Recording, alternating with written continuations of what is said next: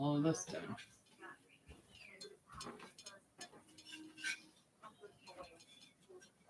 So here is done.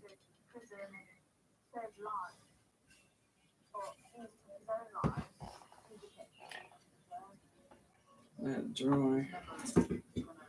So I'll take that to Sean's tomorrow. He wants it, so. Oh my God.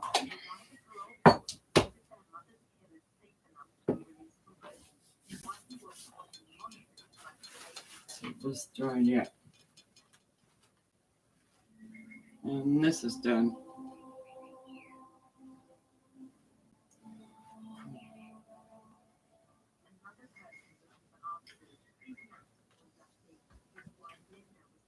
Tasha's got that. Got all this. Let's see what is it.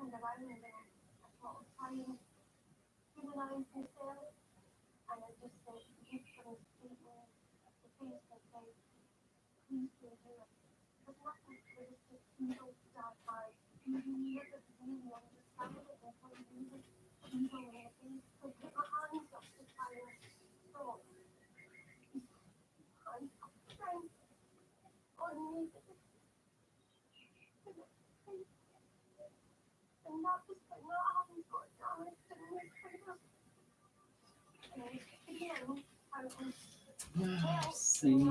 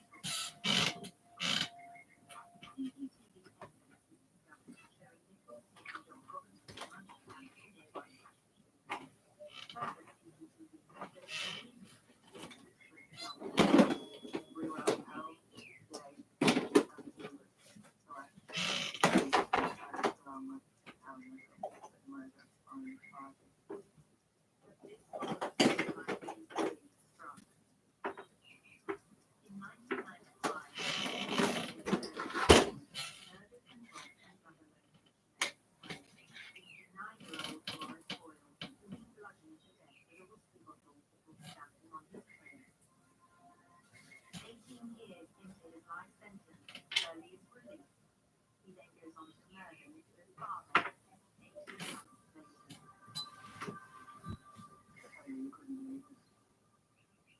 first mentor thought was, why is he out? And how is he out allowed to do it again?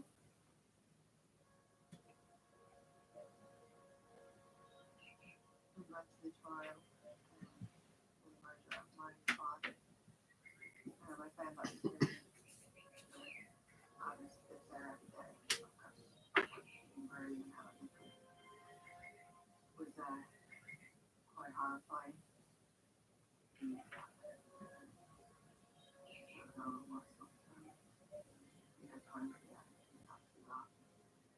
Very hard to compose yourself when you're confronted with all these harrowing details that happen to your mouth. Ion cracking game. Ian Burney has stabbed Nicholas Arthur with such force that he smashes John Cockleton's wrist. I got my father a break back. You're left with images and just everything I forgot my father went through. It was always kind of hard to think about. On the 7th of December 2015, Ian Burney is sentenced to a whole life term for the murder of John Cockleton. The trial judge saying he would never be allowed to leave prison again. His girlfriend Helen Nichols is also given a life sentence of 20 years for her role in his murder. The judge did say that she died in prison. Don't be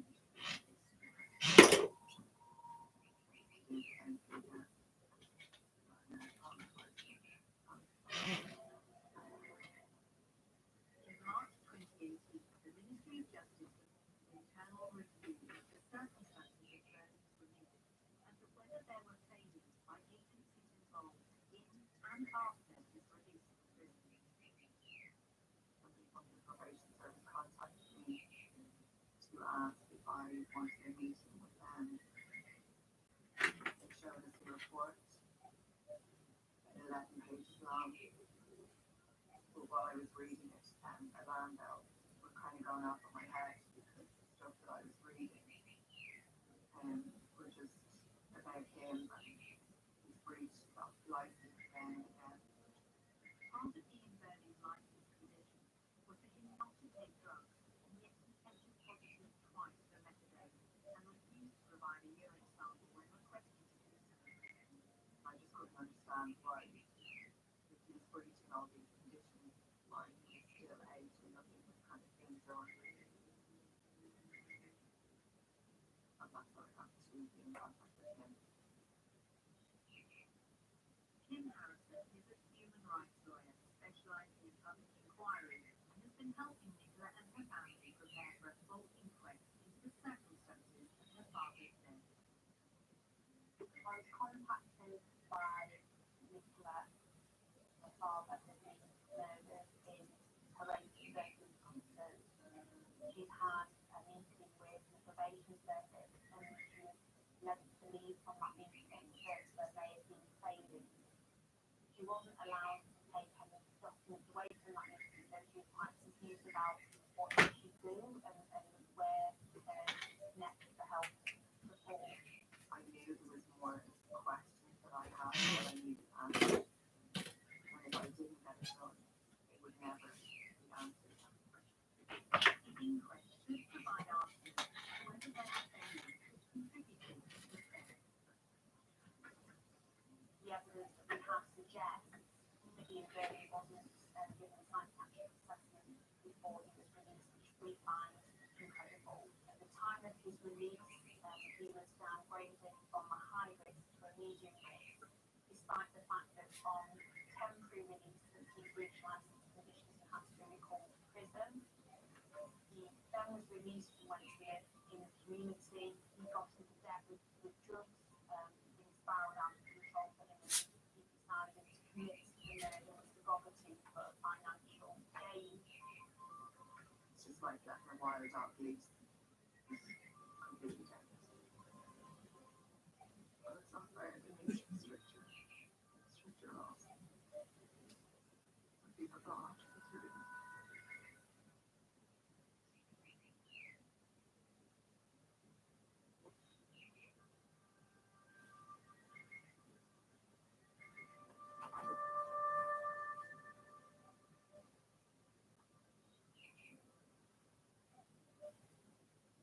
been 2 years since Linda from Dundee was attacked in the woods, and she is now preparing for her serious case review and why her attempted killer was allowed to be released to kill again. It's been 20 months and I feel I'm getting there. I mean, it's a fight all the time and I never have a bad day. My biggest problem wasn't just for my day, it was more the nightmares. Certain things trigger a flashback, certain noises, smells, situations. I could take it as a chapter and say, well, living by Christmas, but living by the summer, and it's now going to be like coming up to the 2 year bit. And there's lots of things, there's things like the serious case investigation. I think, well, once that's complete, I'll get closure. I want them to be transparent. I want them to admit that they do suits. This is just a folder to keep from everything from the Scottish Prison Service to try and understand, why somebody so dangerous would be let out. I believe there was no one in their place, that there was nothing, and I think there was serious flaws. This is all the prison rules, Scottish prison rules. How would they know or not know whether he was abiding by these rules unless someone was monitoring him? Unless there was a monitoring in place, unless there was spot check, why would they know if he was going to break rules or not? How did they let these dangerous killers out on home and they've not even been before the parole board? Is this meant to make me feel better? That, this is your system and you're telling me this system works and it clearly doesn't? And my worry is, how many more split through the neck? How many more are they wrong with? Well, this is only for Britain, that they're just letting these dangerous killers out kill again.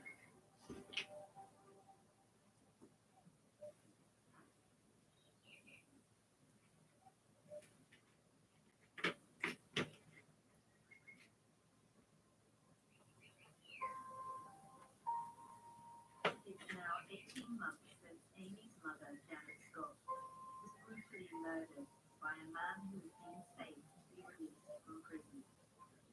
Today, she's meeting an advocate who is helping her prepare for a full inquest into her mother's death.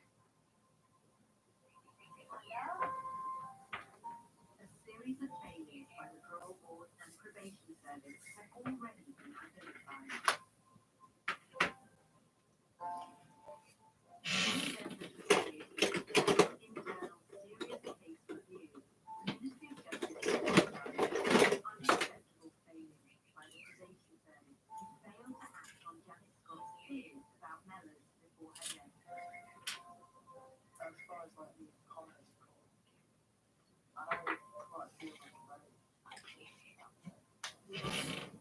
It isn't a blame game.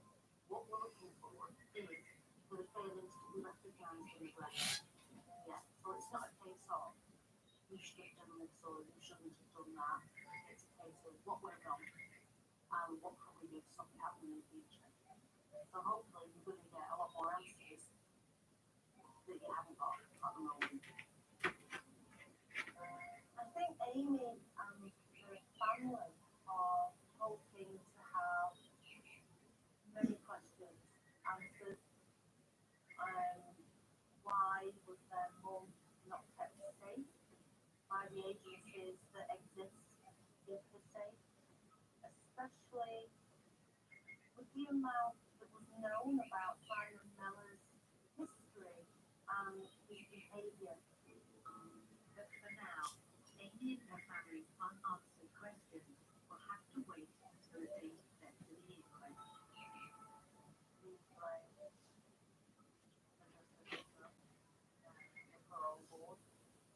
Anyone actually understood. When they do an awful lot more for them than don't have it. All you've got left on paragraph. There's no really 16, you don't know what your mum sounds like. That's it. Little case recognition.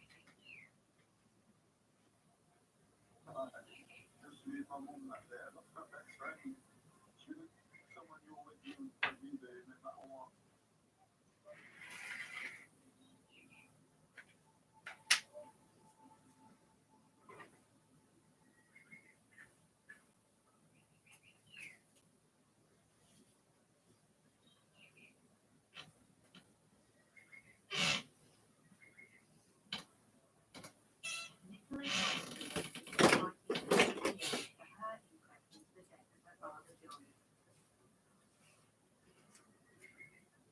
Today, they are finally getting the coroner's conclusions. Really do hope that the coroner does find failures in the probation service.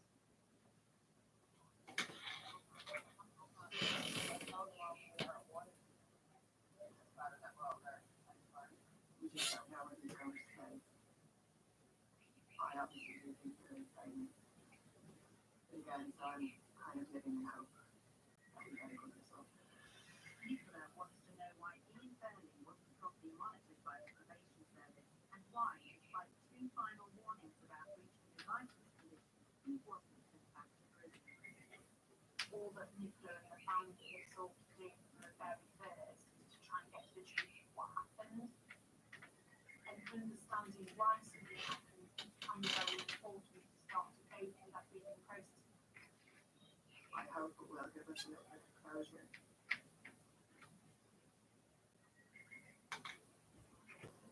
After a long wait, the hearing is over. All I just saw is spent 45 minutes outlining the conclusions after the family has gone through the report here.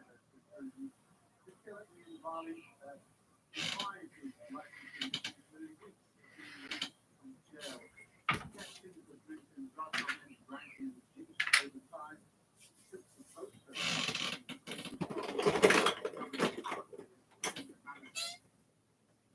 The coroner concluded that the probation service had missed opportunities to take action. The lack of adequate monitoring probably contributed to Mr. Gottlieb's death. Very happy with the result that we got today. We do feel a little bit still let down by the system. No,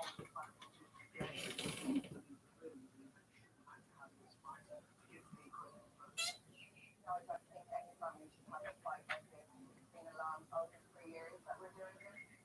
And it has an effect on the family when you're trying to fight to get something that takes something quite automatic in a system. Yeah, if there were a good thing, but that's the thing to be done. And indeed, a couple of those failures could have prevented Mr. Goggins' death. It's bittersweet because I am really happy with the result. But it's just hard to hear that, there was some mistake. I just don't think it's a different job question. I do think, oh my God, it's really looking here. It's really good of right.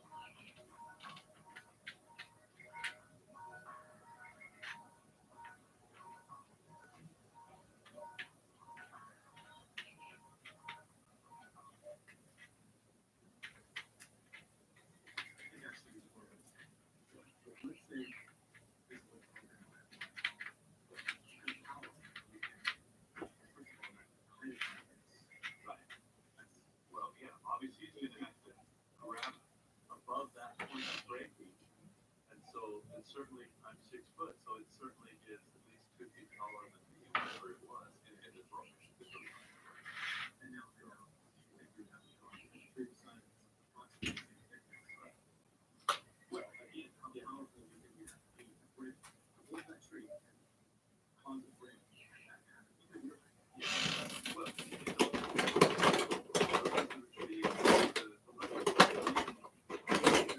clear down here is because my force provides that much distance to reach a point that this would collide the fraction.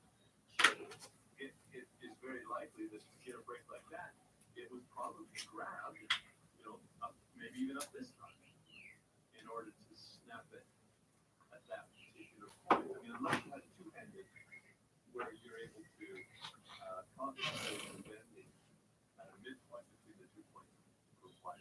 And that's how I've seen you do it. Okay. Yeah. Purposely your direction. Even when I'm extremely break, it's hard to break it that way. It's not snap. It's taught that you have to actually have a degree of rapid rhythm, slowly. Oh, to snap the main part of it from snapping completely free. In this case, it's split up quite high, and so you're going to have a different looking break. The ones that we've seen, a very horizontal break. There's a few little trailers here, of just a couple inches in my this is about 6 or 8 inches.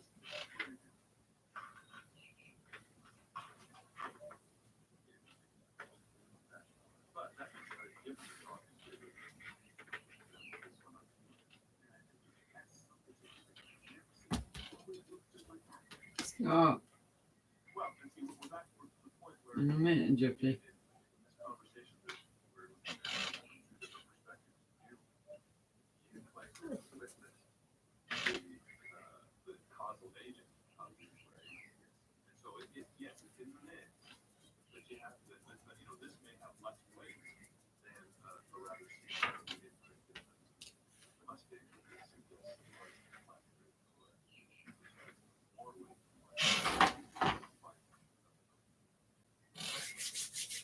Play devil's advocate because all my experience out here, I never see this, never have I seen this non-victim habitat. I have never seen a tree all on its own like this, broken, with multiple other trees and multiple breaks in the same direction. It's just getting to the point where, since I know that there are creeks out here, and I love the fact that they're so much at stake for them because they have a reputation. They've worked so hard for so many years, and they will refuse a good PhD that I want, will refuse to sit back and be too easy about this. They have to be skeptical because they have a reputation at stake. And that leads to a huge definitively with the next step is the discovery of this magnitude, which is absolutely enormous. A run of confidence alive in North America is such an incredibly, almost impossible miracle to believe that I understand people's skepticism. It's going to be a lot of hard work from very credible people like Dr. Melvin and like Dr. Benedetto come forward and help us out with this. That's what we have. That's why he's here.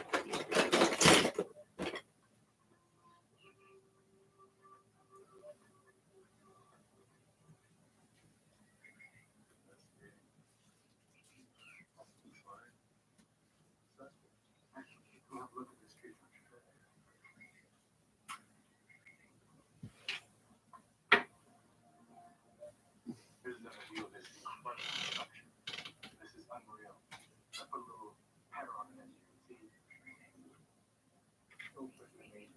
Wow.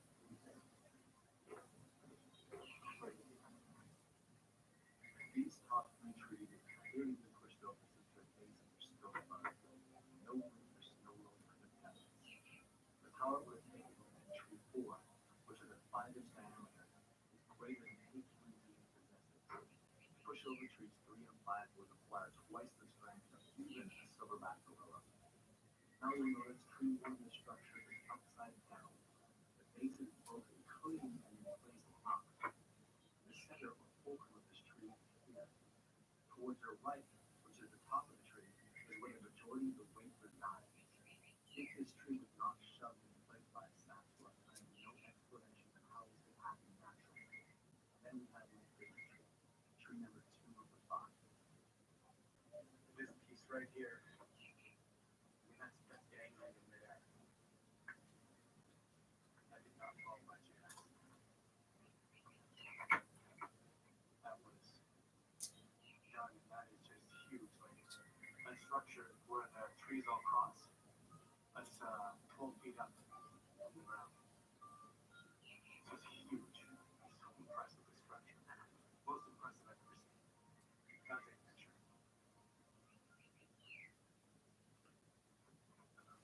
But, you know, the only thing I'm concerned about is they're not all losing. I haven't seen them all yet. All around. Yeah, thanks. Shit. Well, that was tipped clear over the other way. That was all cool. I'd have a hard time with ground. Rationalizing this one here because the base is so high up. How did it end up, you know? And there's one more on that side over there coming out with that structure.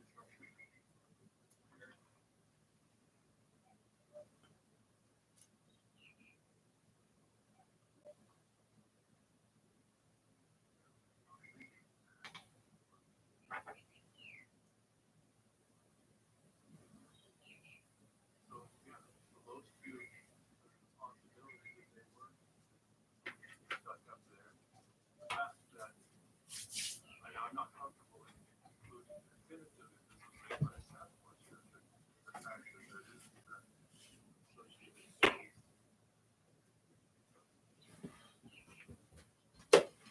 Yeah, so I feel so I could immediately rationalize this as having it just slow down.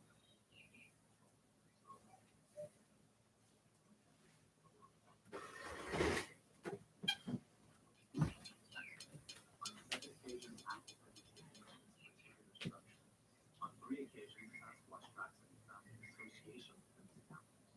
On all 3 of those nights, we experienced significant flying.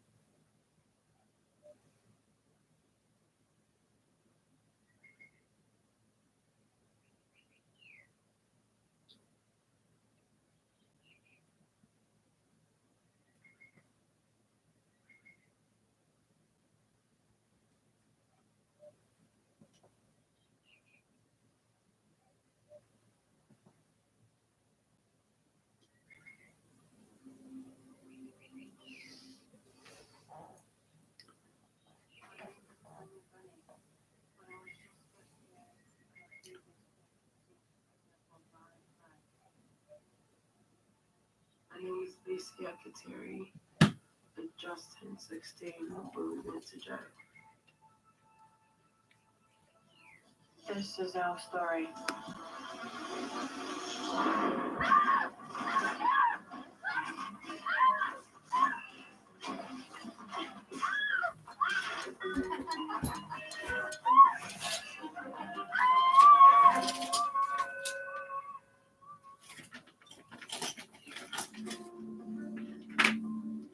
Before it all happened, I was still at school. Okay, so in the morning, Monday I'll go to work, and I'll be left at home with my brother. I check out every morning. Make sure she's going to school. He used to call me like maybe 5-6 times every morning, every 5 minutes, to see, like, you know, if everything was done, if we had our lunch packed, and what time we were leaving for school. I always wanted her to go to school, study hard. Because the example I give to her is about me working in a factory. If she don't want to work in a factory, she got to study. All I knew was I had to get through school because I would have been the only one in my family to, get school C and go to uni and just make my mum and dad proud.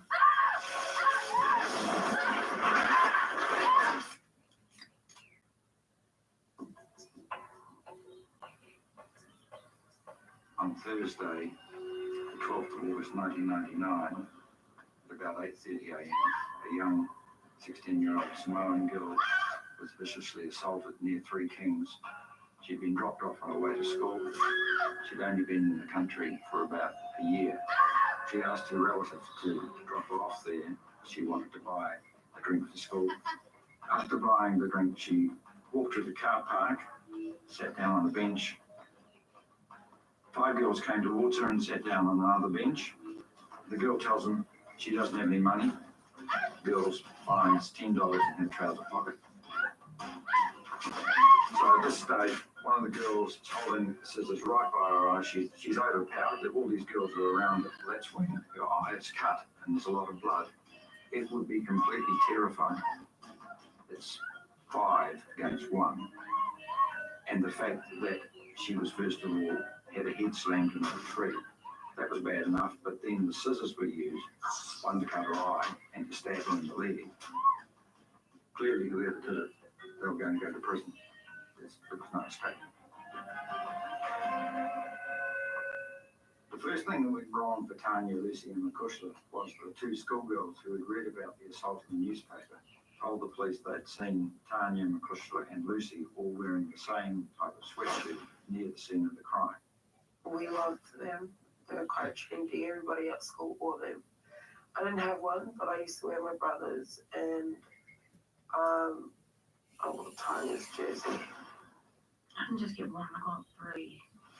I just linked them up to Coach and Lucy. They were my friends, man. I wanted one to look cool with me as well.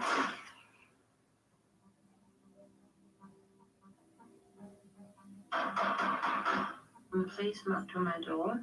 It was in the morning. I was just getting ready for church. There was like at least, I think, 5, 6, maybe 7 police officers in my house. Going through the stuff, and we had to stay in the lounge. The basket of clothes over there, the US agent was inside. He told me, I think this one. And I said, yeah, this one. But I washed it yesterday. She never wear it. The police lady was taking my clothes out of the basket one by one. And I said to her, what did you do that for? Oh, she's looking for the bandana. I said, what bandana? For the basket on her. I said, look, if you can find any bandana from there. And I tell her to put back my clothes, like what I used to do. Make it tidy in a basket, because it's already fold. And she did. Mum was real furious with the police officers. She was yelling and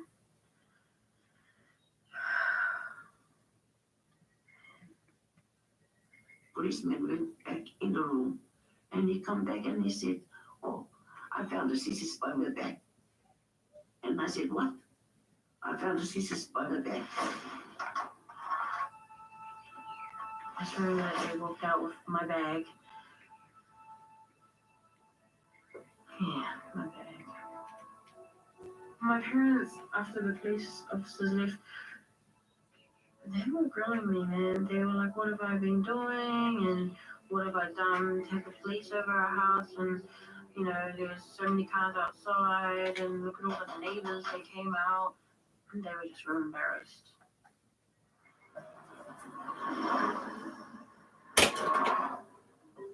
When they took us to the police station, that's when things got really bad. They put us in a room, me and my dad, and they pretty much said that we're being investigated because we're main suspects in this crime that took place up in Three Kings. So are you back? The people at the police station say you well then? The police returned on a confession of the 13-year-old girl who was there at the time, and she named Tanya, Makushla, and Lucy being there, and she said in a statement to to the police that McCushla had cut the victim with a knife. About a week after we got arrested, the police told us that they found another witness that put us at the scene. The police relied on identification from another witness. He was at Three Kings on the morning of the crime, and he bought cigarettes for them with a $10 bill they gave him, as they were too young to be served.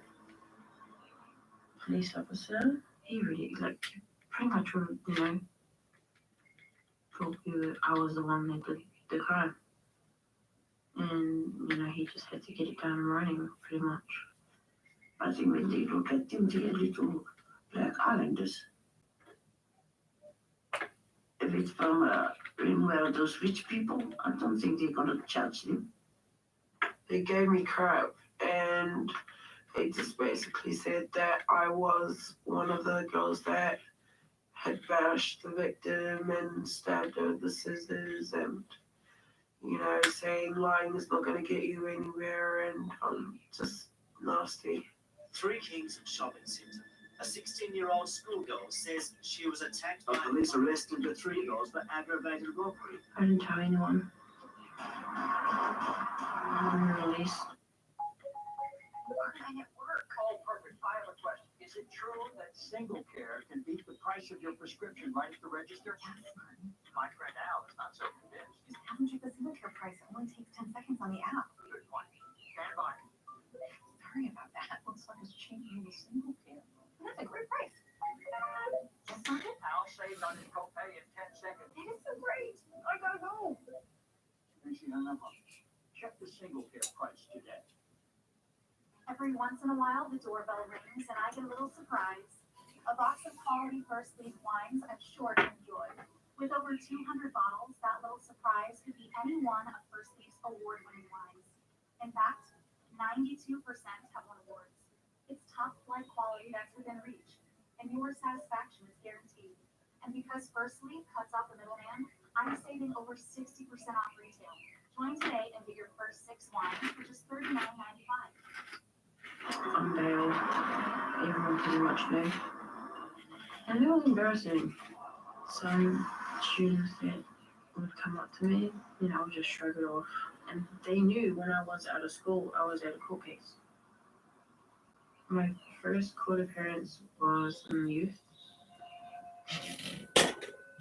I mean, but I just remember what I was wearing. Because I wanted to look like an adult. I remember that much. I wanted to look like an adult, but I had pigtails. I had pigtails going to court. She's when you kid. The town like dress her up when she go to school. I played her hair. Since the day I got arrested, I did go downhill, I was off school more. Yeah, I felt ashamed. I felt sorry for my parents. My mother didn't believe what she said to me, or she did it. Having aunties, having my nana say that, she did do it. Put her away, lock her up kind of thing. I think that's what hurt the most. They went to the youth court, and it could have been sorted with a non-custodial sentence, most likely. I think they just thought they were going to plead guilty. But the girls said, no, we can't plead to this because we never did it. Well, because they pleaded not guilty, the case went to the High Court, and the adult court was clearly going to result in imprisonment. So the more times we would say we were guilty, the more everything just turned so bad.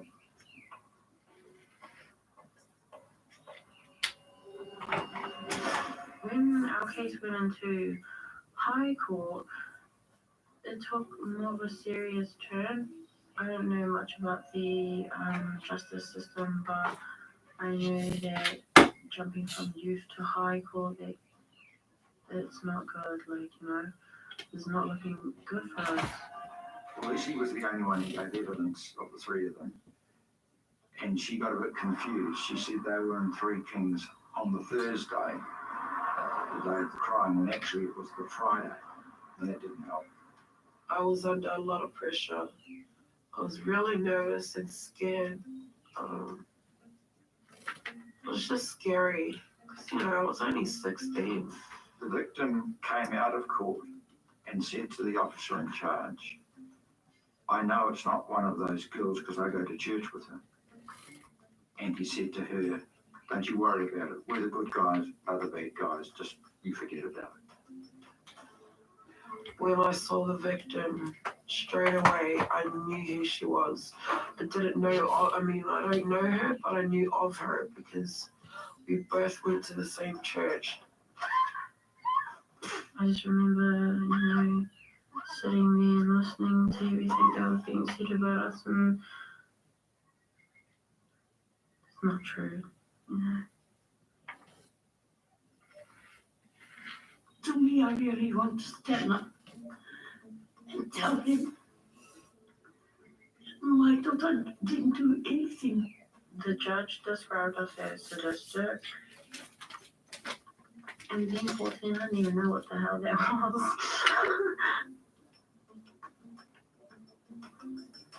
I knew that the answer was going to be guilty.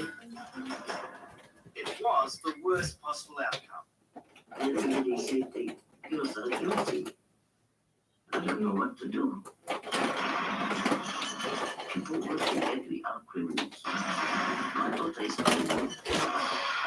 We just dropped our jaws. I feel like that time we just needed a really big hug and we couldn't even say bye to our family. So straight away they took us, just like that. We were standing in the dock. I remember staring at Cushman and Lucy.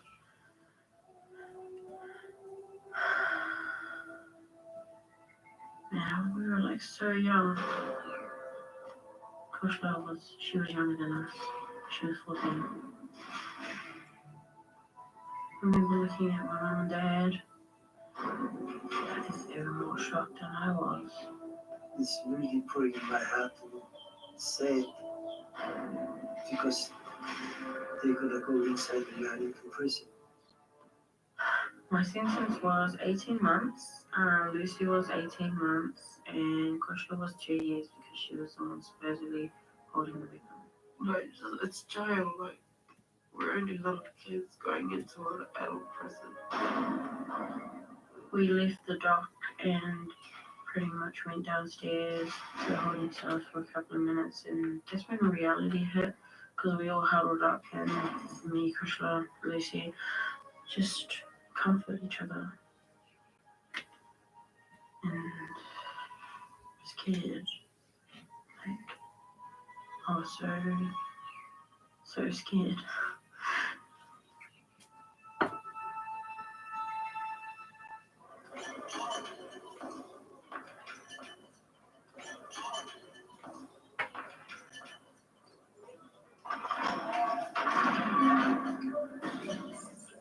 I didn't get to say goodbye to my mum and dad.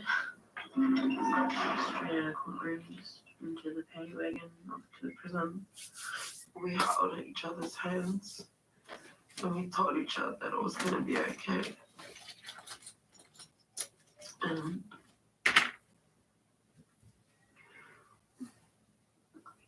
yeah, it was just really hard. We just cried the whole way there. Couldn't believe it.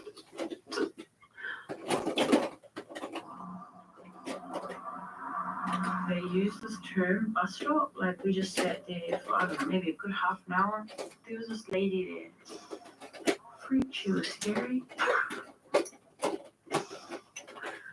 She was being released, and the very first thing she said was, "How old are we?"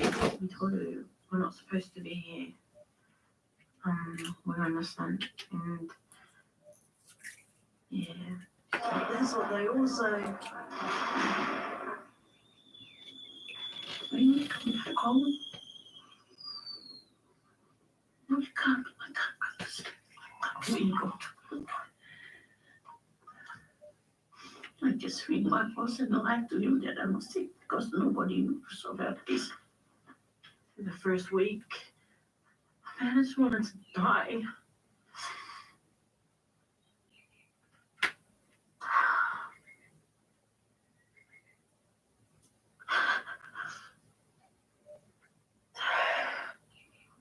I think my parents, man. You know, I had never been away from my parents, let alone in someone else's house. But yeah, I'm in prison.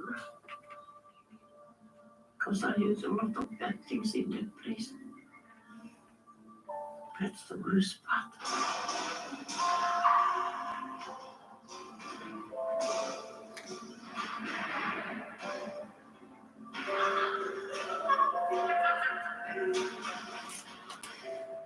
I was called fresh meat.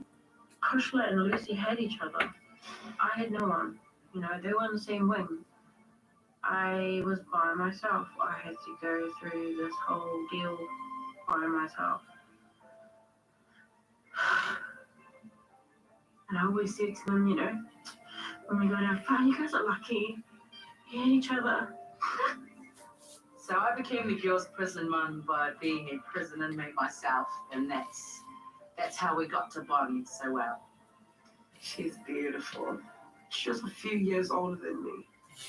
She was my prison mom in there. She was great. She was a lovely, lovely lady, and she looked after us. I mean, all three of us. The first person I saw was Lucy. All I could think was, wow, look at her. She looks like 12, only a baby. And I was just, and because she had such an innocent, you know, the real innocent look of innocence, it's just thinking, what the hell are they doing in here?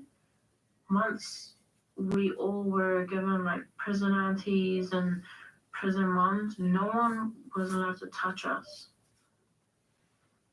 They would have experienced girl-on-girl hookups in prison, what happens when we drug search, even the whole moving from laundry back to our wings, they would have to experience the whole strip down naked, you know, like the whole exposing their bodies. And I mean, Tanya, look, I mean, it wasn't any disrespect for her, but she was pure.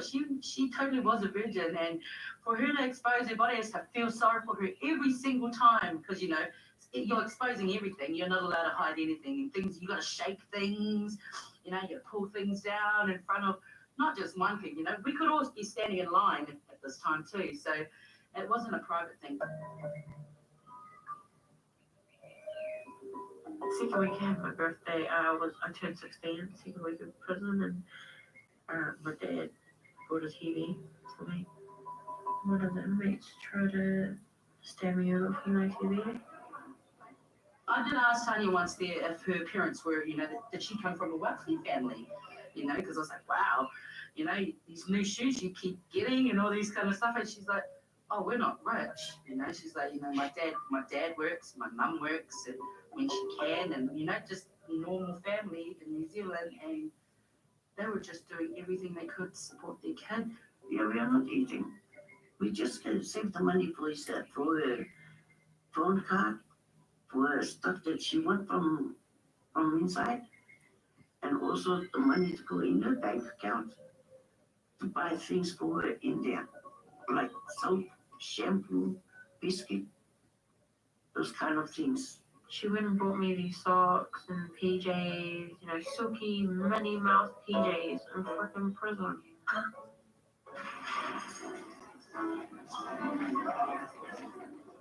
Hey, Minnie Mouse. Mickey Mouse, Minnie Mouse, she had all the pajamas. Sometimes you'd see her come out of the shower, you could swear you were at home. You know, for a millisecond, she'd make you feel like you were at home. But, you know, your kid coming out of the shower and dressed up in all of their pinky pajamas and fluffy slippers and These pigtails. two are in The weekdays they would lock us up. seashells for fracture. You want some vedios? You're by yourself. Yeah. These things will do right there. I'll go through some of the things.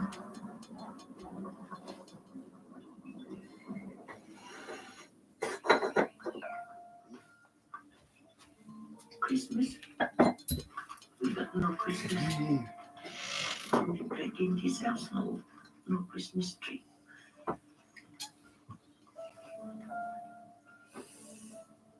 I don't want cooking food, nothing at all.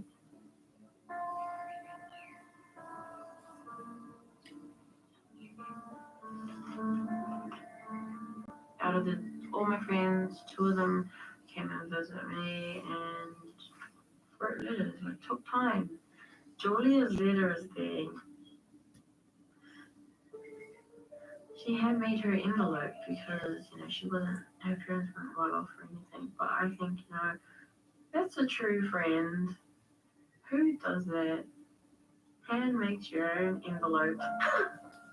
The first time I went to prison to visit her, we just hugged and cried. As soon as we walked through the door, just hugged and cried for a good solid 5 minutes or so. My mom was there for me. She tried her best. She didn't have a car at the time, so she would walk to Mount Eden prison just to see me. I hardly write the letter to her. I can't. Every time I start crying, so I stop. Between he's the one who's strong to write the letter to her.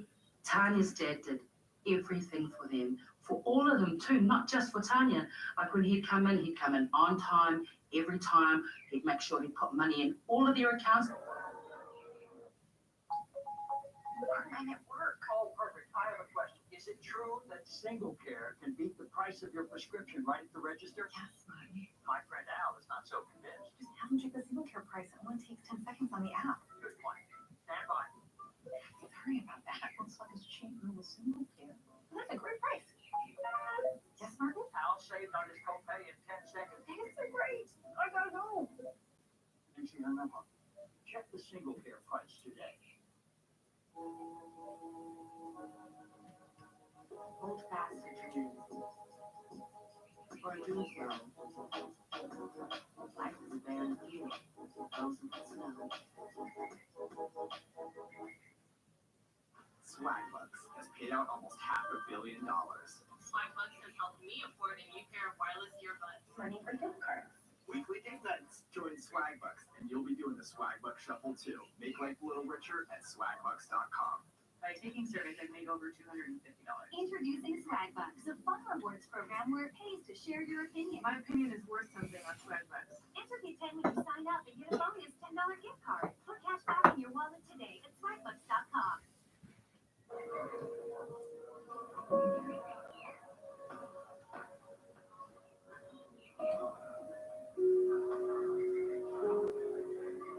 My dad, he was always the last one. At that bloody door.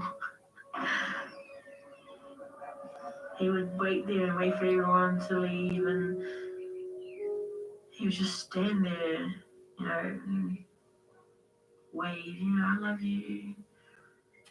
I love you, I love you. I love you, my baby, da da da. And then I thought he'd be gone, but then he'll just pop back and be like, I love you.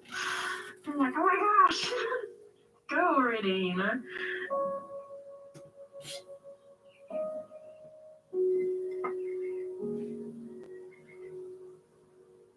Yeah, I come here the night time. I had this finger for this. He's in the prison. I say I have to do something about this to fix it.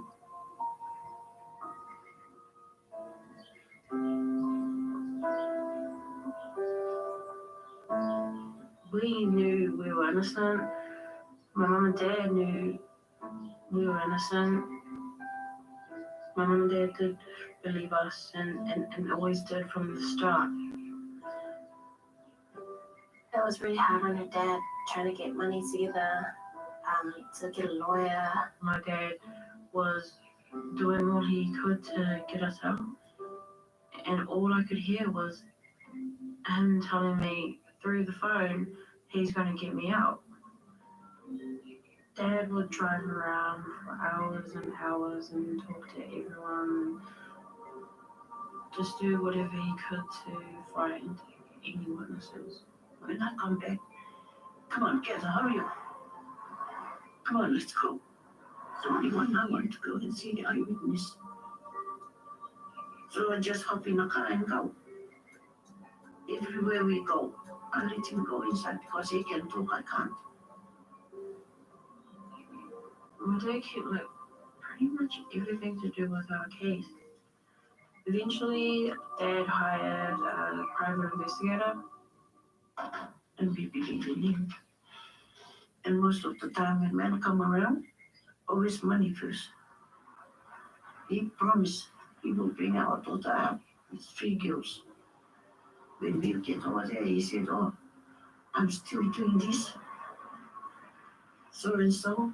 And then one day, the mustn't come out to me and say to me, don't you to give any more money to him. And that's the time I said to him, you go and tell him, we're going to look for a lawyer.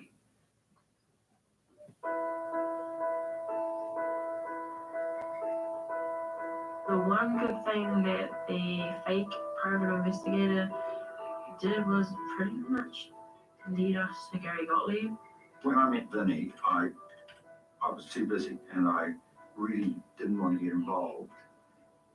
And he came in, my secretary sent him in, and he stood just by the corner of the bookshelf. And the look on his face, and he started talking to me. And my heart went out to him. And the more I talked to him, I thought, I've got to try and help him. And I'm like, finally, man, you know, after waiting for so long,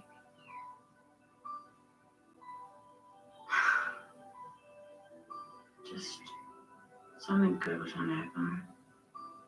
Well, certainly, when I started looking at the file, it seemed to me that there were some real inconsistencies. I didn't have it all, but I had quite a bit of it.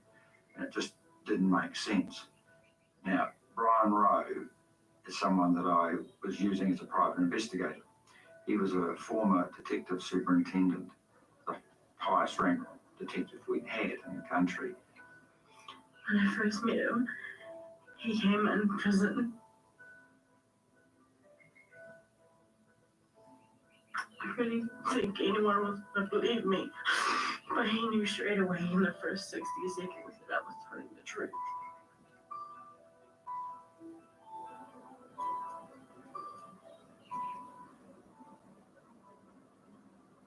Brian saw something that he thought was wrong and he did his investigation. Then he just went for it. He had that vision and he wasn't stepping back. Well, the police never checked out the girls' alibis. If they had, there was no way they could have been at the crime scene. The first flaw was the girls were at the wrong place, the wrong time, the wrong day. Brian had checked the phone records because Vinny had told him he'd phoned his daughter to see how she was at home, and he phoned her 3 times, and the last call was at 7:57. Lucy had phoned. I made that call at 7:39 to tell her what time we're going to meet up, because we would walk halfway and meet up with each other, then we walk the rest of the way to school. We're just lucky we remember the people we seen while we were walking. We remembered the kids at the Wesley Intermediate taking out the rubbish bins.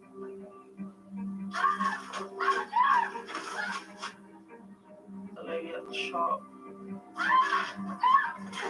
School teacher where we have to sign in for our lace slip. Police were saying the attack occurred about 8:30 a.m. From the phone calls, it was quite clear that the girls could never have walked there to be there at that time. Brian Rowe had checked it out, the distances, and walked it, and there was just no possible way it could be done. And he'd come and see me and say, I've just paced it out, I've done it, it can't happen, this couldn't have happened. It, just nonsense, and he got more and more angry with the way the investigation had been done. Well, the next flaw that Brian found, and it was pretty major, which really shocked him. I remember him saying he just couldn't believe it, was the number of girls was wrong.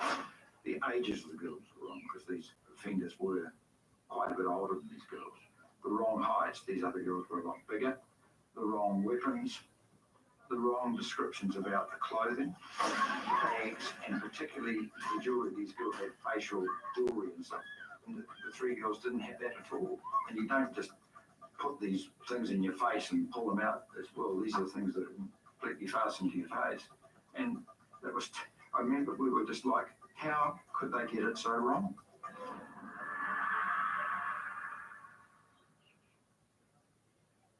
Then there were the witnesses. We're at the police station And the first statement I gave, I pointed out different girls on the photo board, and the detective was pointing out other girls that were next to the girls I was pointing at.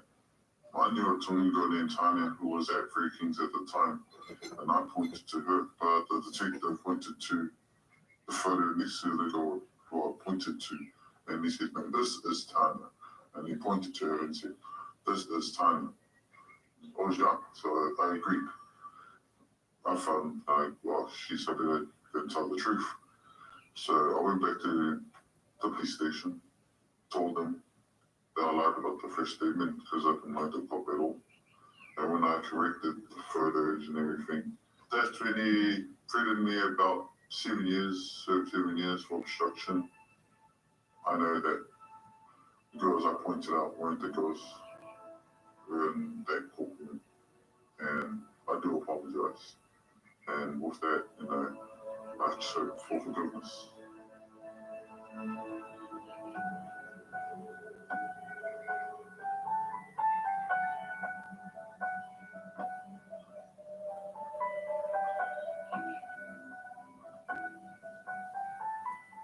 The whole prosecution case turned on the confession of the 13-year-old girl, which turned out to be false, and she was too young to be prosecuted, and that's what they'd relied upon.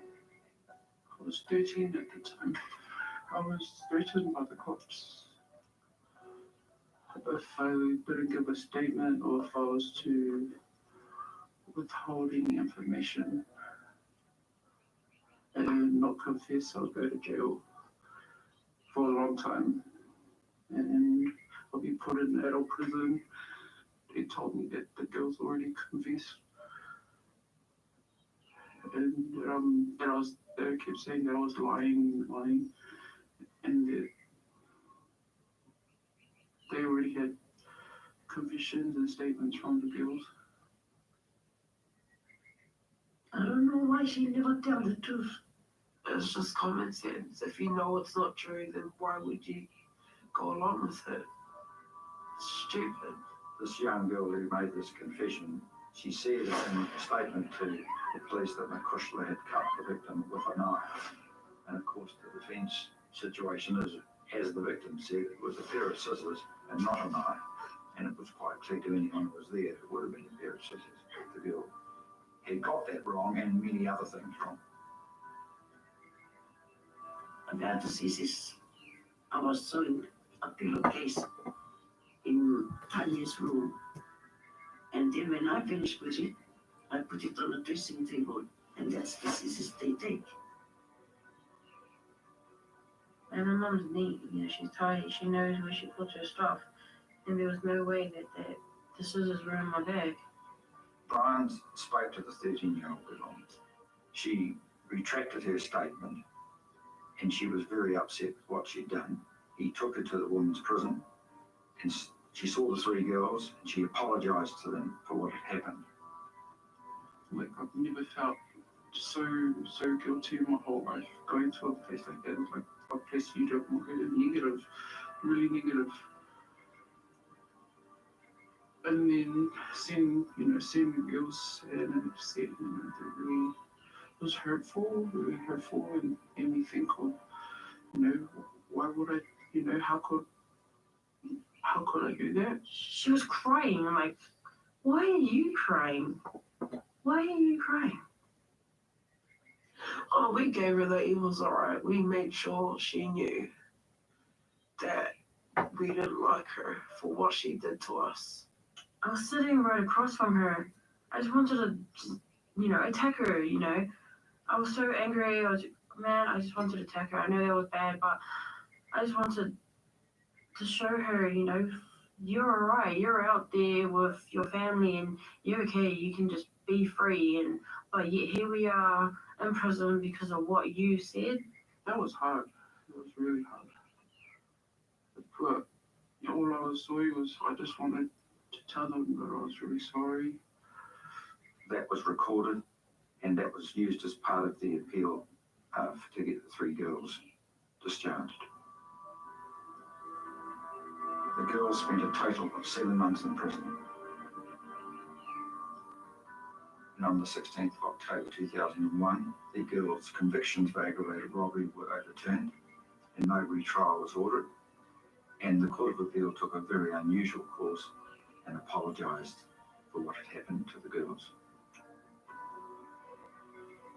We were innocent, finally after all the fighting and everything that we went through, it was just official that we are innocent, The appeal court has quashed their convictions. That would have been one of the most happiest moments in my life. We were over the moon. We celebrated. We were jumping for joy, like told all the officers and everybody in our wing, and they were so happy for us.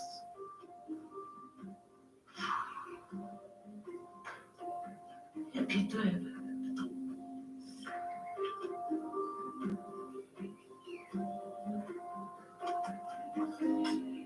First thing I did when I got out of prison was dad and my mom took me to KFC. Yeah. That would probably be the first happy moment after being in prison. Oh, I was happy that he come out. I went back to work because I was off for a while. It was exciting, just being back into reality, back into the world. Being in the car. The sky, the smell. There will need to be clearly an investigation into how the wrongful conviction occurred. They come here, the police. They come here, they say sorry to us. Superintendent Howard Broad, he said the apology was probably the most difficult thing he had to do in his 26-year career. In this case, it seems errors compounded right across the criminal justice system, and the normal checks and balances set in place simply didn't prevent this miscarriage of justice. See, this is our apology from the police and also to the girls. Are you happy now? Yes. I thought after the ordeal that life was going to be okay, but it wasn't.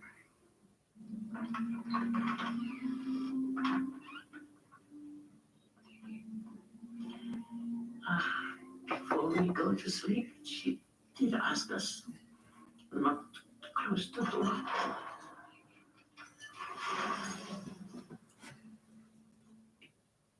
Contraception comes with its compromises. Take Condom Kate? No way would she put hormones in her body. She doesn't like relying on her man, but she also doesn't like salad. The pill Pia likes being prepared, but that means she's using birth control all the time, even while exercising. And cycle tracking Tara is tied to a calendar. Looks like books for her this week. It's time to meet a revolution in birth control. Phexxi. It's a hormone-free, use it only when you need a gel that puts you in control of your body, your sex life, and your pregnancy prevention. Don't use Phexxi if you have problems with your urinary tract or a history of repeated UTIs. Common side effects are vaginal burning, itching, infection, discharge, UTIs, genital area discomfort, bacterial vaginosis, or pain while urinating. Phexxi doesn't protect against STIs.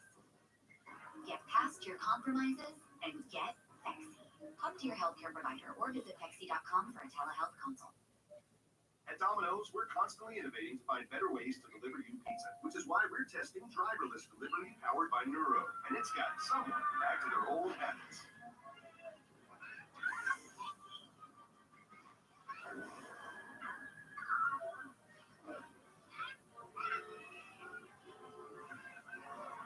Avoid the noise when you get any two or more medium two-topping Domino's pizzas delivered for just $5.99 each. Design isn't just for designers. It's for everyone. With Canva, anyone can create, customize, and share a design in just a few clicks. Start designing for free at canva.com. Oh, that's a lot. Is there any way we can get a better price? Single pair. When you walk into the counter at the pharmacy, you don't want to overpay for your prescriptions. Just look up the prescription on the single care app, find the best price, and show the people on your pharmacist.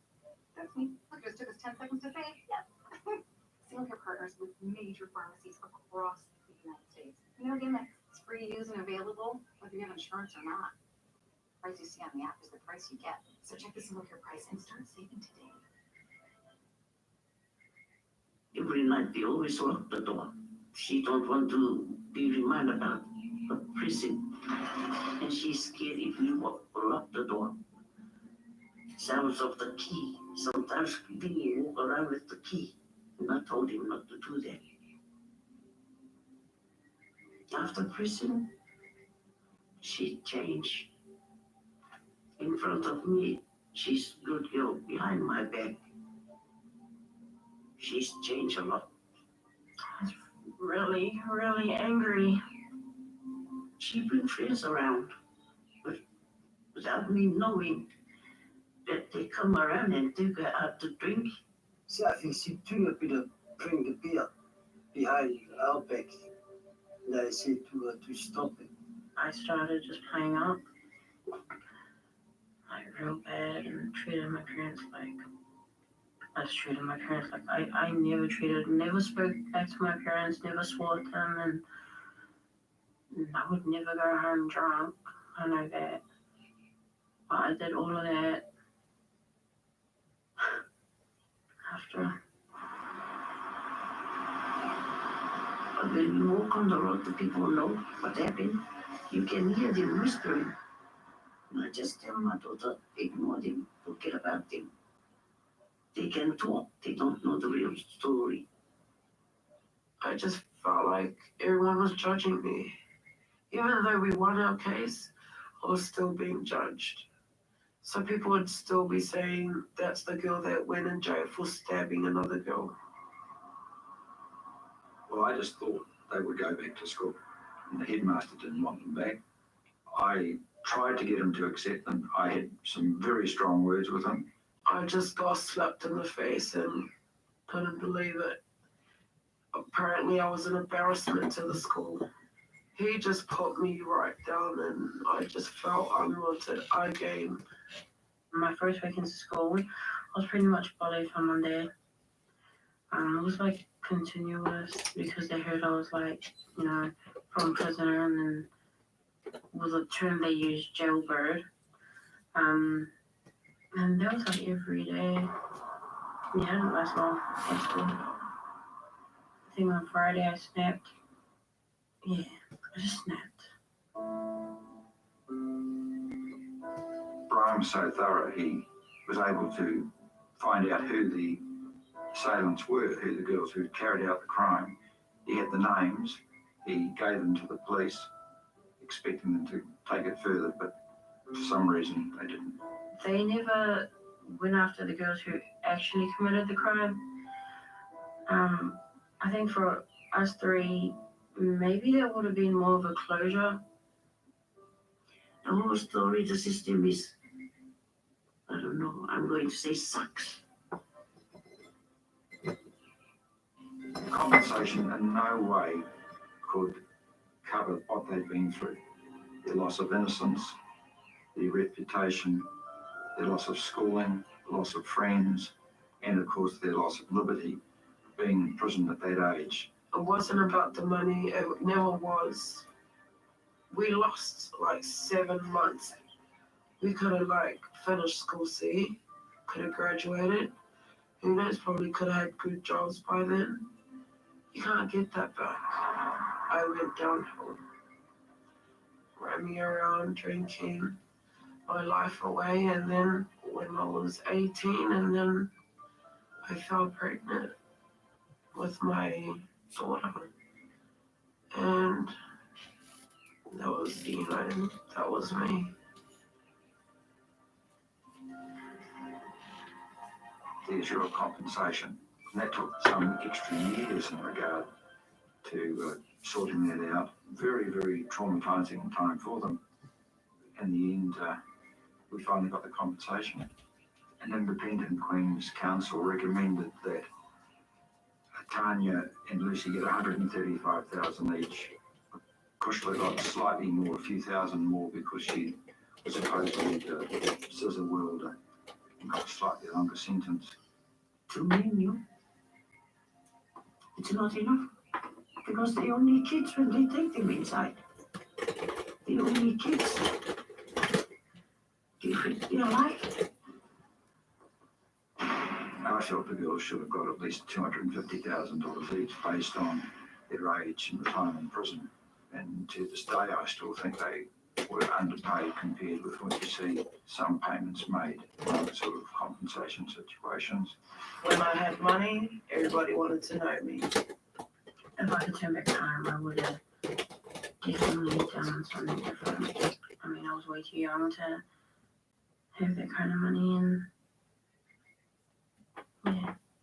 I don't know what happened to that money. I don't know.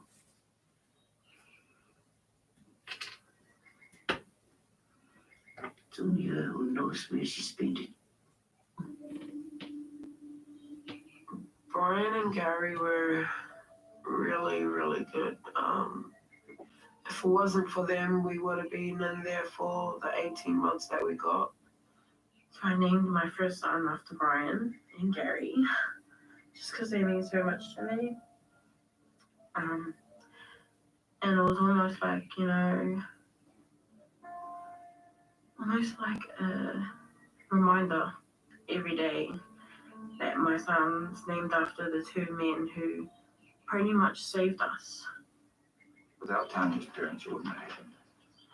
They were just amazing. And their efforts helped all three girls. Without Mum and Dad, I don't think we would have been found innocent. I think we still would have had our conviction. Sometimes I blame myself for working like that too. If only I'm over here, I will know what time they leave. But this one, I wasn't here. Do I feel guilty about that? But I can't help it, I can't stay home. I need the money to support the kids. I wish it never happened. Because then I could have been doing the stuff that I already had planned to do. We don't talk about it. We don't ever bring it up. It's too painful. It crushes you, and it still does today. No one should ever have to go through that, ever.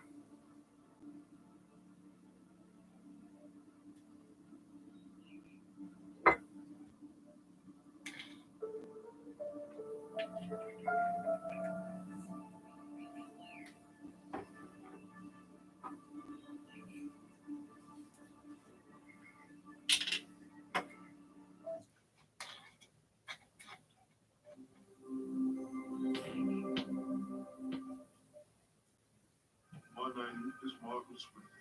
I spent 14 and a half months in prison for sexually abusing my son. My case is so horrific that I can't show you my face or tell you my real name. Court orders weren't allowed. I've asked an actor to tell you my story. It's his voice and face, but my words. This is my story.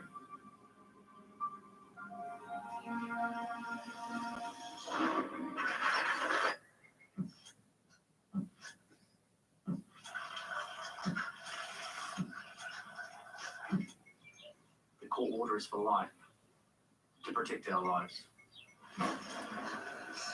Before all this happened, there was no reason to hide. I was a taxi driver. I used to work untold hours to support my family.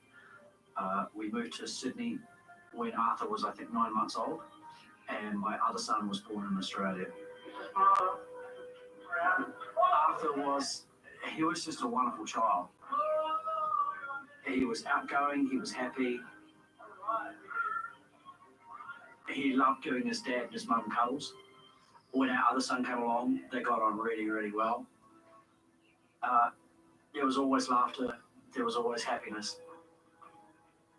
My ex-wife used to make regular trips back to New Zealand to see her family, and she'd take the kids, because I used to work a lot of night shift. That's never any good for any relationship. On one of her trips back, she'd met an old boyfriend, and that flourished. She rang me and said, the marriage is over. She decided that she'd had enough, and she didn't want to be with me. It was hard. I came back to New Zealand permanently to be closer to the boys. Things started to go wrong for Michael when he and his wife separated in January of 1993. She informed me on the phone that Arthur was evidently playing up and sexual games with other kids, and she discussed the possibility of ADD. But I wasn't at all concerned. You know, I just thought he's just a normal kid. I remember Mom taking me to get some medication. I remember having to take these little white round pills. Hey, good boys, hey, how are you? Come on, come inside. When my sons used to come and visit me, and it was my weekend to have the boys. Put on clothes, okay?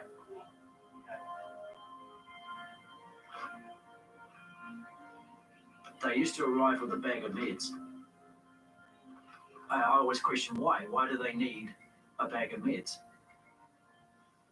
Arthur became hyperactive and disruptive at his new school. He was also caught playing rude games with some boys in a park, sucking each other's penises and urinating on each other. My oldest brother is a trained counsellor, and my ex Ronan described what she thought had happened, and my brother said he needs counselling. The first counselling session with Arthur was specifically designed to look at his sexualised behaviour. Well, maybe like 6, 7, somewhere around that age. I mean, my mum took me, but I never remember her actually being in the room itself. It was always just me and the counsellor. She was maybe middle-aged. I remember dark hair. At the end of the first session, Arthur's mother was advised by the counsellor that it was likely that the boys had been sexually abused, and it was possible that the abuser was their father. This led to at least 60 counselling sessions over the next 2 years. One thing I always remember is like this big brown leathery type chair that I was too little to sit in, but it felt huge. It was almost like a throne, almost, you know, when I sat on it. I thought it was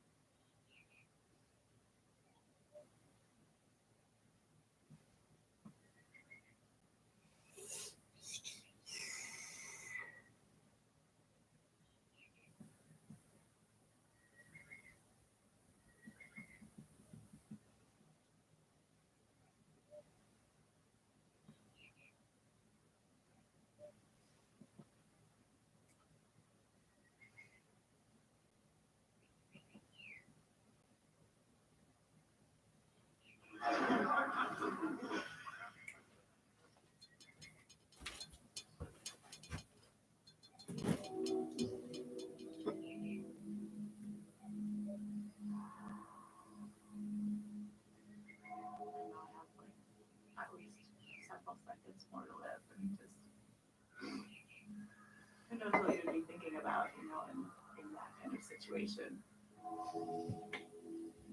The snow kind of felt like a shark or something that was just slowly circling me. Why am I on the ground? And it's all this twisted metal. Keep behind the patrol. Hang with me, sir, okay? I knew he was gonna shoot me. I was still planning as if I was gonna survive that, and what was I gonna do next?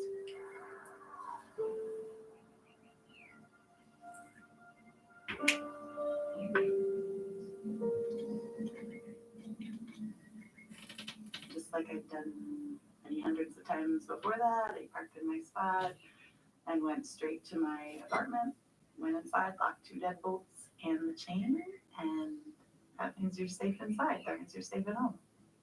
It was a gated complex. It was in kind of an older part of town. It was like an okay neighborhood. But the gate actually was stuck in the open position. I was kind of taking my time getting ready for bed, brushing my teeth and taking out my contacts and putting on sweatpants and stuff like you do. I was just walking in like a short hallway in my apartment, and then I heard this loud boom on the front wall of my apartment, and I just like froze because I knew then something was very, very wrong. And then I hurried to the door and looked out the peephole and then watched as this man was running straight at my door. And I almost remember it like it was slow motion because I didn't even have time to step back. He kicked the door and it flew in, it hit me in the face, knocked me backward, and I fell to the ground. And then this man was in my apartment. He pointed a gun at me and he told me that he wanted money. At this stage, it was like I entered another world. It was like, this is not my reality. I felt like I had taken in this breath like you do when you think something horrible is about to happen, and you're like, then you go to this other place for just a few seconds, and then you come down, except you can never come down. He was like a tall, skinny, young guy. But the only thing I was paying attention to was the gun. So I got my purse, there I had $40 cash, I gave it to him, and he said, let's go get your keys, we're gonna get more money.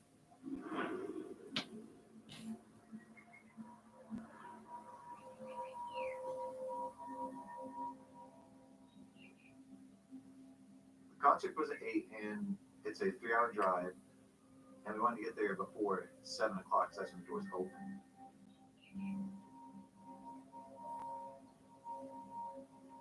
So we thought, well, Ryan can fly. So he just got his flight license. He needs some cross-country hours anyway. It was kind of a cool idea, you know, at the time, like, oh, here's a chance for him to try out his pilot's license. Now that he's licensed, he can legally do it. So we thought, okay, that'll be much faster. It's only an hour flight. We knew how good of a pilot Ryan was. He got a scholarship for his academic records and things like that. And he was an excellent pilot. Mark, Ryan's dad, was a pilot, and Mark probably could care less about the concert, but he came along as just a safety precaution, really. We left at 4 o'clock from the airport, you know, and it was me, John, Mark, and Ryan, and the 4 of us. The concert finished, we were all on a big high, because it was probably one of the greatest concerts I had been to, at least. I remember Ryan Segas just saying something about, you know, there's some weather we got to beat. You know, there's a chance of some weather that might be getting in our way. Mark and Ryan, they were on the computer for a while, checking, you know, different routes, the weather, just seeing if it was all right to go.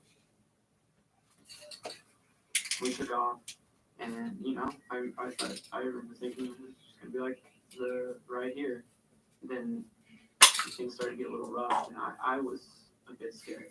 You know, the clouds, you know, were just brushing past us, and these puffs of white rushing past us, and it got really rough and really loud, and I was just kind of sitting there, I'm like, okay, It's unreal because you're up in the air. What are you gonna do? You're stuck in that little compartment. It's very almost claustrophobic. And I could hear Mark and Ryan talking that Mark was saying encouraging stuff to Ryan. You could tell in their voices it was very tense. We were flying very low.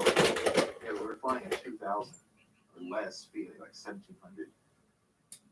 What I remembered was John saying he was gonna go to sleep or take a nap. just instantly, I went to sleep, which is now kind of shocking. Now this is where the story gets weird because what I remember is I was playing my Nintendo. I just kind of dozed off, like my eyes closed, unconscious.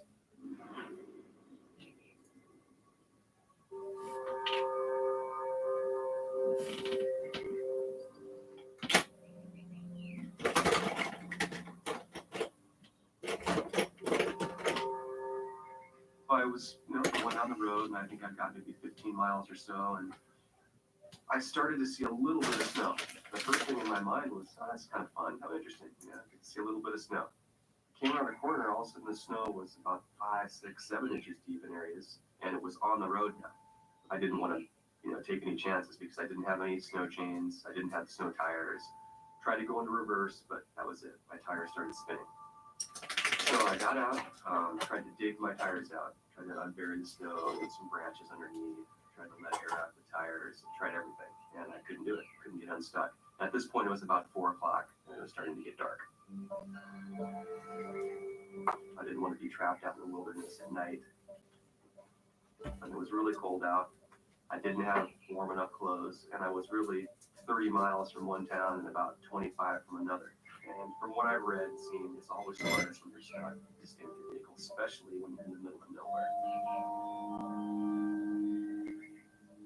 I got my sleeping bag, and it was pretty cold. Went to sleep that night thinking that, first thing in the morning or in that next afternoon, somebody would come driving up and, pull me out, make fun of me, and I'd be home. It would just be, a little bit of an embarrassing story. Woke up on Sunday morning, and it was a nice day. I had a little something to eat, got out. There still was no clouds. It was a blue sky. It was nice out. And probably waited till about noon, 1 o'clock, and then started being worried, why somebody wasn't coming out. I had talked to my cousin just before Saturday about 1 o'clock. I talked to him on the phone, and we had firm plans, definite plans on being back Sunday night. And I'm thinking, they're panicked. They've called the police. They're going to search.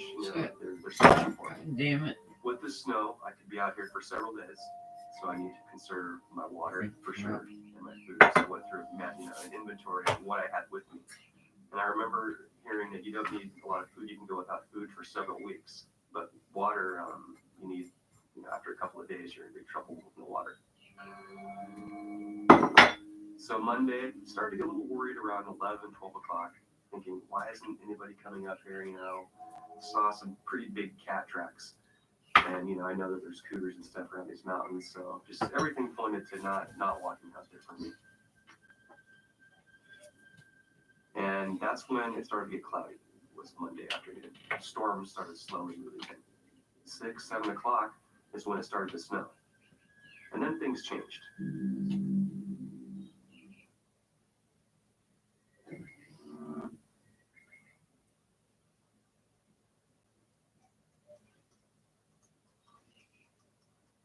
Don't just play games. Make them. Whether it's designing a new video game, boosting their math skills, or coding with a robot, ID Tech helps kids pursue their passions through tech. Give your child an online learning experience they'll actually enjoy. Get started at idtech.com/team. When searching for your dream home, do it with a streamlined pre-approval on Credible.com. Visit Credible.com to check rates or get your pre-approval today. Design isn't just for designers. It's for everyone. With Canva, designing anything is easy. Canva has all my content creation needs covered. It's flexible, fun to use, and free. There are thousands of professional templates to help get you started, so you can create, customize, and share your designs in just a few clicks. Our whole team uses Canva to create professional marketing material. It's our secret weapon for design. Start designing for free at canva.com.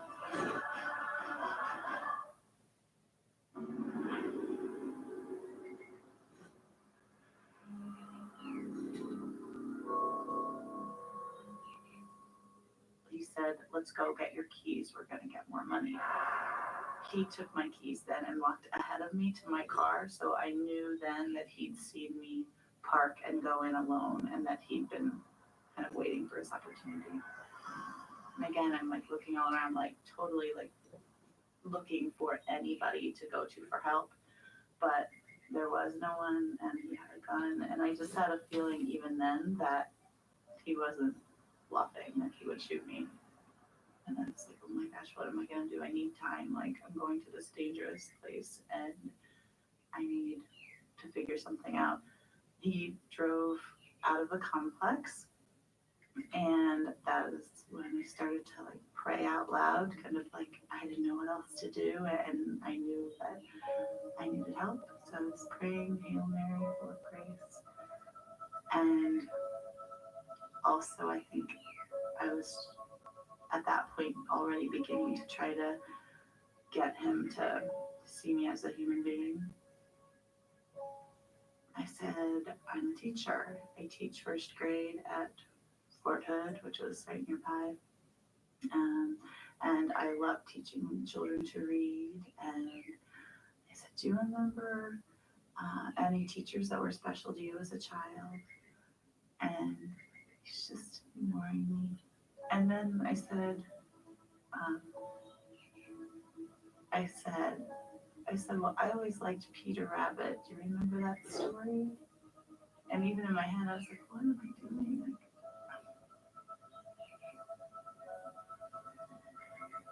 I felt like I sounded very desperate. He was not affected by that. He didn't act like he was affected by that. So then he drove across the street and there was like a big empty parking lot, dark, and there was like a freestanding ATM in the middle. So I went up into the machine and I took out $200. He had told me to take out as much as you can, and that was the maximum. So I took out $200. And this was kind of a strange moment because I was physically separated from him. I stayed in the car, but there was no one around, so I still felt totally under his control. Drove out of the parking lot then and drove in a direction away from my apartment. So I was becoming like more and more terrified inside. I was really scared. I was thinking that maybe he was going to take me back to where there was like a gang and I would be raped and tortured by lots of people. I didn't know I had all of these things going through my head. He kept driving and finally he did find what he was looking for. And it was this like kind of like empty, undeveloped field, a very large field. He just like drove into this darkness and I felt like he drove a very long time, but it must have just been a minute or a couple of minutes. But I felt like we were leaving humanity behind. I said to him, a lot of people love me. And this moment when I knew that potentially I was about to be killed, that's all that mattered.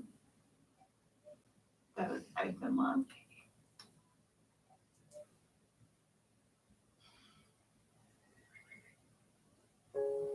So then he stopped the car and told me to get out. And he walked around to where I was and he told me to take off my clothes. And I just I said, God doesn't want you to do this. God doesn't want you to do this. And I did take off my clothes, and like I remember that the ATM card fell to the ground like in darkness. And I just thought for like a split second that that's how they'll identify my body. That's how they'll know who I was. I didn't want to be raped. And so right then I just like bolted and ran. But he really easily caught up with me and grabbed me, and I could like feel the gun like pressed against my arm. It was like behind me. I think it was like, right then that I knew like I'm going to be raped. I just want to survive.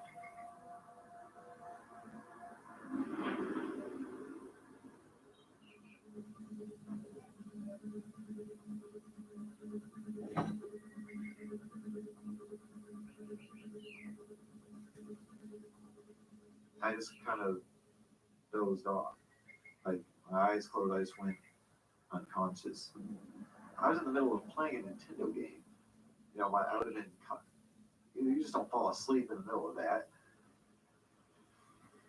It could have been carbon monoxide poisoning, or they filled the cabin, because nothing else would explain why me and John both were unconscious at the time.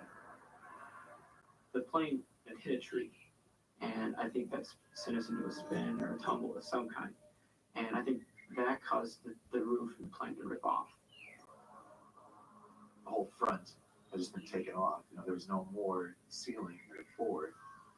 I ended up upside down, or the plane ended up upside down on top of me, and something in front of me was on top of my leg.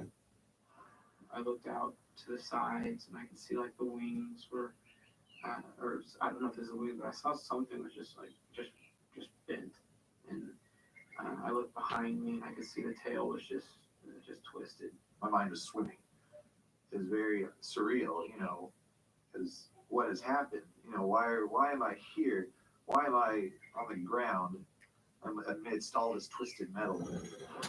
I was so out of it that I couldn't feel any pain. I guess my body was so in shock, I couldn't feel anything. It just felt like I was moving through a dream.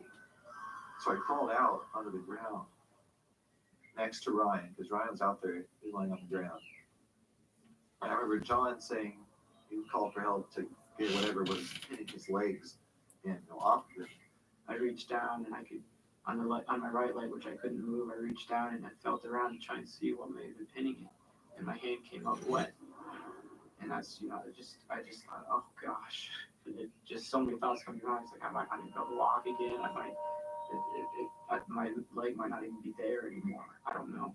Ryan, he was laying on the ground, and he was in pain.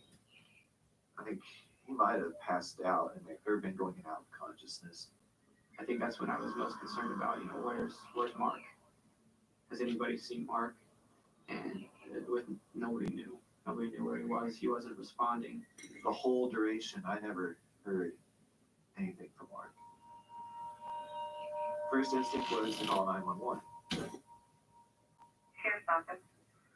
Sheriff, we're in a plane and we're crashing a field somewhere. This is not a joke. Oh, ow. And you have no idea where you crashed. I can't remember. It's okay. It's okay. Hang with me, sir. Okay, just hang with me.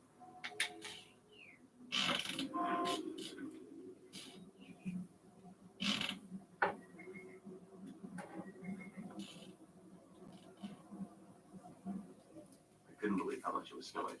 And at this point, it still didn't stop. It didn't have any break in the snow, which was really unusual to me. It seemed like every time I get out in the morning, there'd be close to a foot of snow on the hood and on the roof. So my routine would be to sweep off the Jeep, get back in, and then start warming my toes, warming my fingers up so that I wouldn't have any chance of frostbite. Wednesday mornings when I started with my car engine, so what I would do is I'd start the engine up, let it run for about 10 minutes, And then I kicked the defrost on for about 7 or 8 minutes. And I put my gloves, I had the leather gloves, I put the gloves up on the windshield, put my pant legs, up on the dash to get them warmed up. The most important thing that in my mind was to stay warm because it was so cold out there, stay in my sleeping bag, and to conserve my water as much as I could. Surprisingly, I wasn't feeling hungry. I think I was so concerned with water at that point. I remember just really being really thirsty, and so I would take a swallow or 2 or 3, just trying to drink only when I absolutely have to. I've heard stories of people freezing to death or who've gotten close to hypothermia freezing, and it doesn't sound that bad. You have this, you get really cold, and then all of a sudden you have this warm feeling come over you, and you sort of drift off to sleep and you don't wake up. That doesn't sound terrible of a way to go. So in my mind, that was much better than what I was feeling, which was my throat really swelled up. It was really, it was hard to even swallow a little bit. Not to mention headaches and just general aches from a dehydrating feeling. It was bad, and it would never go away. So the sun's going down Friday, and this is the point where I'm pretty much out of water. I've got a couple swallows left, and I decided that I'm going to try to melt some snow or break some ice off. And then I put that in my mouth, and I chew it up, get into a liquid form, and then swallow it. And it helped to relieve some pain in my throat. This liquid, liquid down my throat, on my tongue, in my mouth. It felt good to have that moisture. But the problem was that night, I got really sharp headaches. And my stomach turned into knots, and I felt my muscles in my arms and my legs sort of cramp up. I wasn't going to be able to survive, eating the snow. So I knew that that next morning, which was Saturday, I would have been out there for 1 week. I needed to go out and look for water.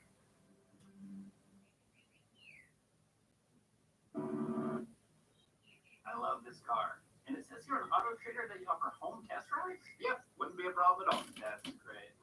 Hey, buddy, could you do me a favor, put some pants back on, please? Big boys wear pants, right? I am a big boy. Sorry, what my kid just walked in? Are you ready to get this home test drive started? Yeah, for sure. All right. You thought I was talking to you. I thought you were talking to me. You got pants on though, right? Yes, sir. Yes, it's corporate policy.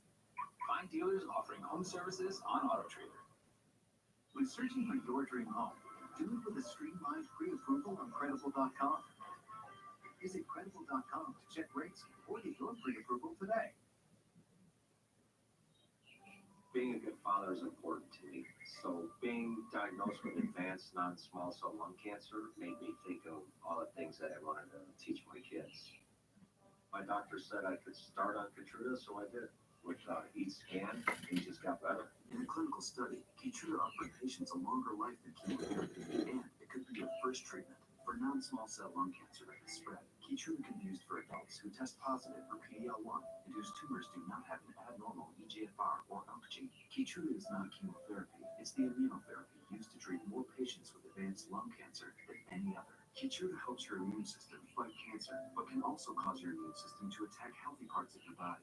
This can happen during or after treatment and may be severe and lead to death.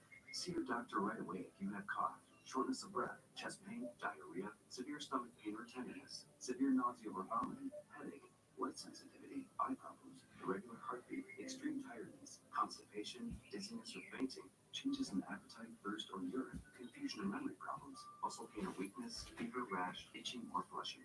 These are not all the possible side effects. Tell your doctor about all your medical conditions, including immune system problems, or if you've had an organ transplant, had or plan to have a stem cell transplant, or had radiation to your chest area or nervous system condition.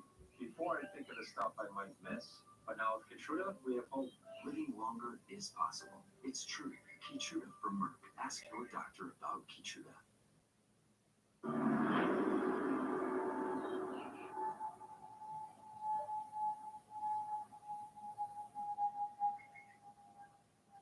He walked around to where I was, and he told me to take off my clothes. He started to then take off some of his clothes, and just in that second, I thought if I survive this, I'm gonna be a rape victim. He told me right then. He told me to get down on the ground.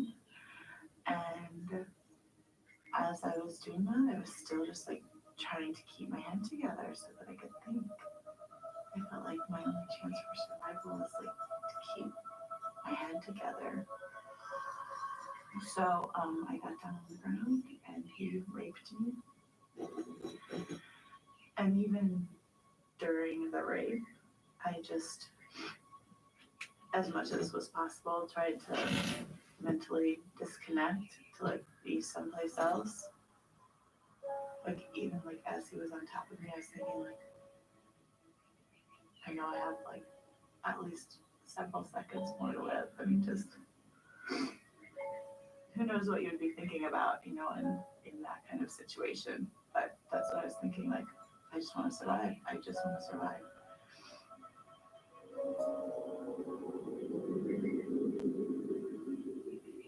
And he said he wanted me to stand on my back to him.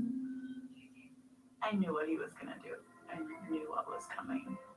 And even though I knew he was gonna shoot me, I was still planning as if I was gonna survive that. And thinking that I just need to fall and play dead. Like that was like in my head, like the instant before, you know, right before it happened. When he shot the gun, it went through me, hit me in the back, went through me. I fell to the ground and just played dead, stayed still, didn't make a sound. He walked closer and stood over me and shot a second time. And I just didn't make a sound. I just kind of let my body roll with the force of the bullet a little bit and back. The second bullet is the one that did the most damage. That bullet went through my lower back. And I knew what it was. I could feel the pressure. It hit my colon, my stomach, my diaphragm, liver, and spleen.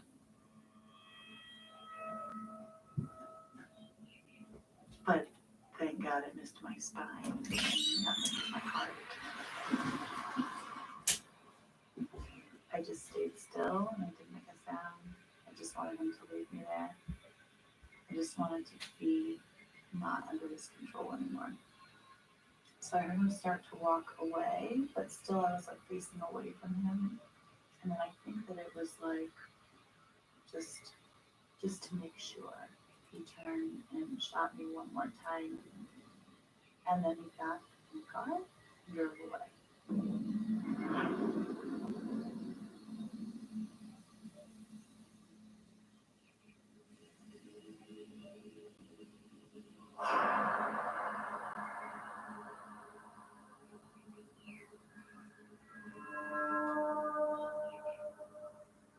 To be able to be talking with somebody at the time really gave me a sense of hope, knowing that we were in connection with somebody that could help us. Mr. Beacon, Yes. this is the highway patrol. Did you see any lights around you? Oh, I'm laying on the ground right now. Oh, no. Ryan, Yes. stay with me, honey, okay? Okay. Somebody's gonna find you, I promise. Oh, bless his heart. Ryan, don't listen, sweetheart. Breathe, babe, breathe, okay? Okay. She kept telling me about how all these crews were going out. They were going to start searching for us. But since we were in the middle of nowhere, they were going to use the horns, the sirens. So they would sound them, and then if we ever heard any of them, that we were to tell her right away, you know. About this time, this was when Ryan, he said to me that he was cold. His body was very cold, and that he was gonna crawl on top of me to share bodily warmth. That's where I just, you know, I could feel his body. I would go cold. I still tried, you know, to wake him up or to get him to speak again. But it's where, you know, where he passed away. Right. How he died on top of me. And it's, I mean, everything we had been through, me and I, we were the Ryans, we were so close together. And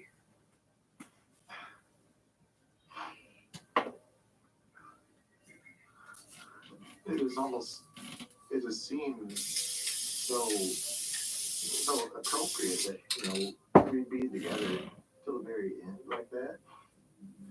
Just not so soon.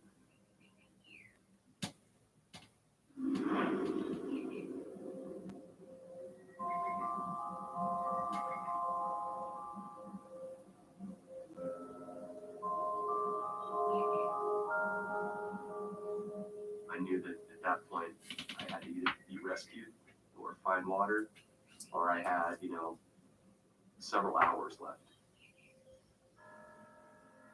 I just decided that I wanted to write a note, let them know what I did to keep myself alive for that first week, and that I was going to have to go out and look for water.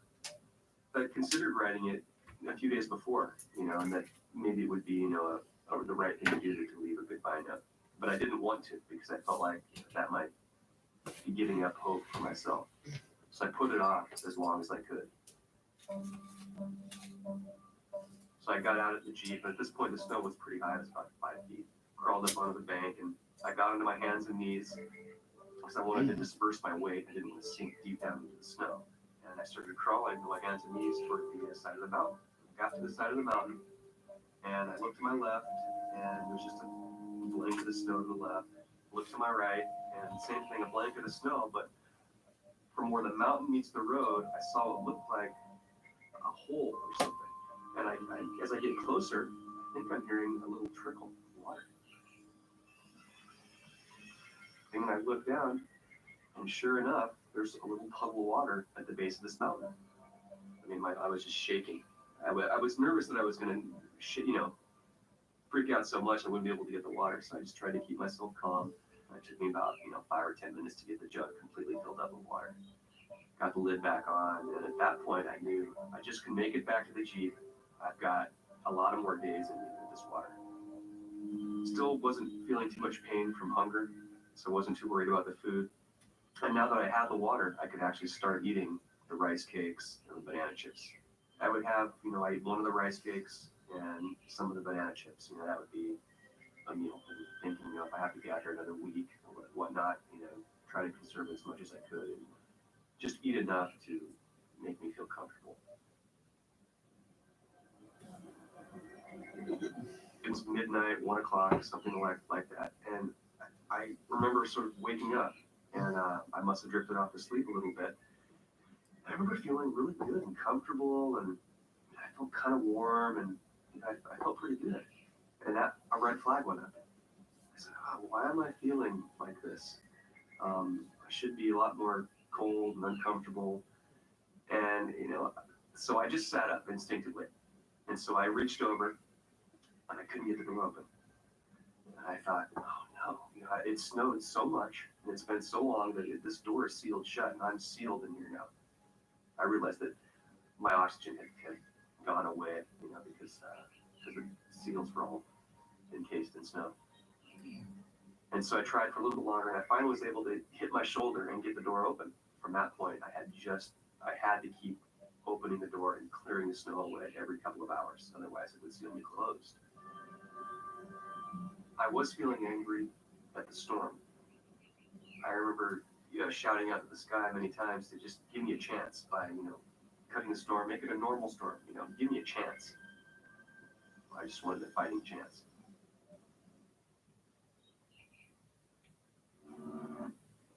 This summer, Halloween is on 23rd. Chef Ramsay's got some fresh new meat to grill. City's a thought bomb. Hell's Kitchen Young Guns. Monday, May 31st on Fox.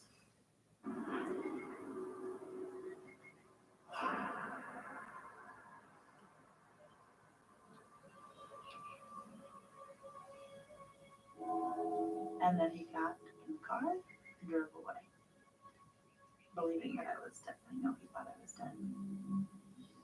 And so then the second that I couldn't hear the car anymore, I was up on my hands and knees. It just just like trying to get a breath. At first, just trying to get a breath. Like it was really hard to breathe. I couldn't get a full breath. I was saying, please God help me, please God help me. And I just tried to like stand up. I knew I was bleeding. I couldn't tell how bad it was. I just knew I'd been shot and I was bleeding. I was thinking about my family and how they were sleeping in their beds This is 1,000 miles done. away and had no idea what was happening. That's cool. And Yes. I was thinking of my Sound better. baby niece, Jenna, who was 3 months old at the time. I was thinking, if I die, she's not going to have any memory of me. And I was thinking, That's it for tonight. I'm 24. This is not supposed to be the end of my life right now by myself in this place. And then I like focused. Like your brain takes over in this different kind of way in a crisis situation. And it was just like, what do I need to do? I'm bleeding. I need an ambulance. I need to get to a hospital. All I was thinking was, I have to get to those houses. There's people in there. Will help me.